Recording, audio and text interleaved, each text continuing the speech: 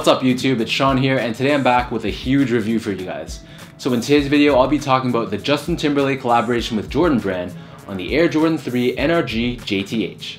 These originally dropped on February 4th, right after the Super Bowl performance by Justin Timberlake in surprise fashion. So basically they sold out right away, and they've been fetching some crazy prices on the secondary resale market. The original retail price on these is $200 US or 265 Canadian dollars, and the official colorway for this shoe is white, black, and fire red. So if you're wondering how did I get my hands on this pair, so fortunately in kicking off his Man in the Woods tour, Justin Timberlake had a surprise restock of this shoe here at the Jordan store in Toronto.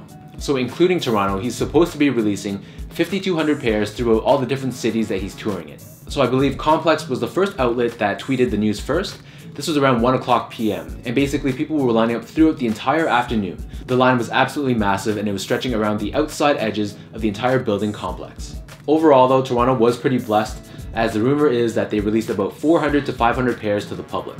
So shout out to Justin Timberlake, Foot Action, and Jumpman for giving me the opportunity to grab these. So taking a quick look at the box, at first glance this kind of just looks like your standard Jordan 3 box. But upon closer inspection, you'll notice that, first of all, on the top, instead of the standard Jumpman, we have Tinker Hatfield's signature done in the shiny red finish. In addition, these Jumpman Air logos found on either end of the lid, where on the standard Jordan 3 box they're done sort of like in a matte red finish. In this case, they're also done in a glossy red finish, similar to the Tinker Hatfield signature found on the top.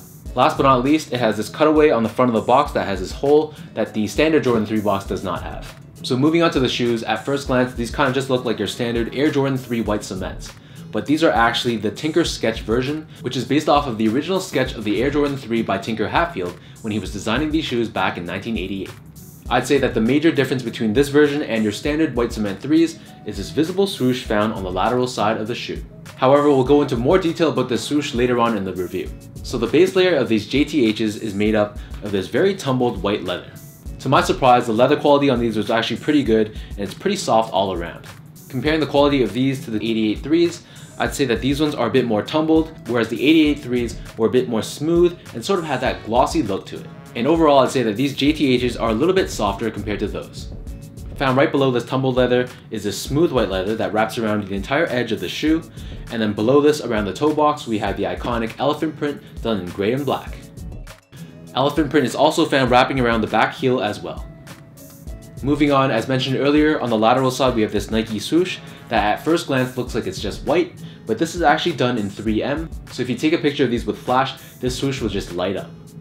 On the medial side there is no swoosh, but instead there's this Nike branding embroidered into the leather done in gray. The leather found where the eye stays are, as well as the base of the tongue, is done in a smooth white leather that features these perforations found throughout. The top portion of the tongue is done in a smooth white leather that sort of has a bit of a plasticky feel to it, and embroidered at the top we have this red Jumpman. Overlaid on top of the tongue we have your standard flat white laces, and the top two eyelets found on either side of the shoe are done in black. These also come with this plastic hang tag that has the Tinker Hatfield signature and the Jumpman logo. Taking a look at the back of the shoe, here we have your Nike Air branding done in black. Taking a look at the back of the tongue, so this is done in red, and on the left shoe it features Tinker Hatfield's signature embroidered in black, and on the right shoe it features Justin Timberlake's signature also done in black. Unlike your standard white cement 3s where the inner liner is done in white, for these JTHs they feature a gray inner liner. In terms of the insole, so these do feature a special edition insole that's done in gray. It features Tinker Hatfield's signature done in black, along with a rendition of one of his earlier sketches of the Jordan 3 found printed on the insole in gray. The leather found wrapping around this ankle collar area and around the back is similar to the leather found on the base of the tongue, so it's a smooth white leather featuring the same perforations throughout. So these JTHs sit atop this full-length foam midsole that's done predominantly in white. Along this back heel portion, this is painted in black, and of course we have this cutaway underneath the heel that exposes the air bubble underneath. Flipping it over to the bottom, here we have your standard Air Jordan 3 outsole that's done predominantly in gray rubber. We have this accent of red along the forefoot, along with this Nike branding found underneath the heel, also done in red. In terms of sizing, these fit the same to me as all my other Air Jordan 3s, so I'd recommend sticking with that same size. In terms of reference sake, I wear between a size 10 and a 10.5 in most of my sneakers. Most of my Jordans are a size 10, but I almost always stick with a 10.5 for my Jordan 3s. So in this case, I got a 10.5 in these JTHs and they fit me perfectly. So if in doubt, stick with your normal Jordan 3 size, and if you haven't worn a Jordan 3 before, I'd say sticking true to size is a pretty safe bet.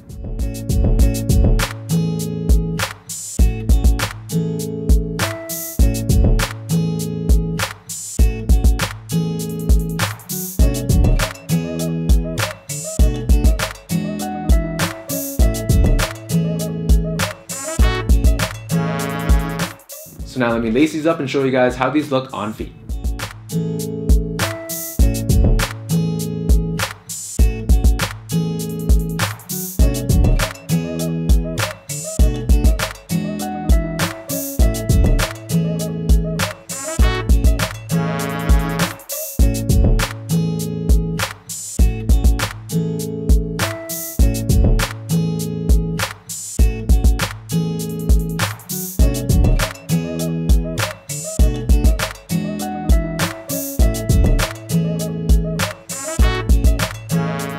If you guys know me, you'll know that the White Cement 3 is my favorite sneaker of all time. If I could only keep one shoe out of my entire collection, my 88 3s would be it.